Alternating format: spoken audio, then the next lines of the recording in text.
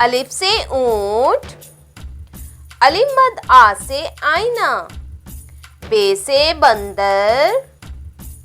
पे से पांडा,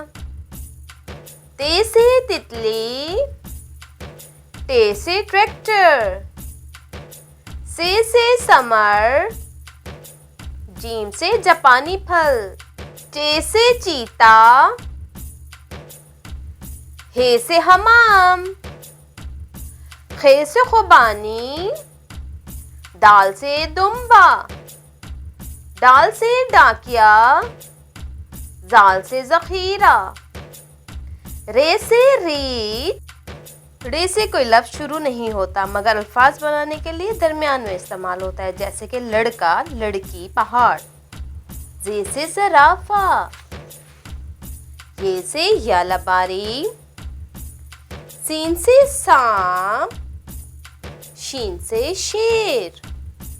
सौद से साबुन, ज़ौद से ज़ईफ, तोए से तालिबे इल्म, ज़ोए से ज़रूफ, आइन से उकाब, गाइन से गार, फे से फाख्ता, काफ से कुरान, काफ से कबूतर, गाफ से गजरेला, लाम से लस्सी, मीम से माली, नून से नमकदानी, वाव से वर्दी, हे से हाथी, हमजा से चाय,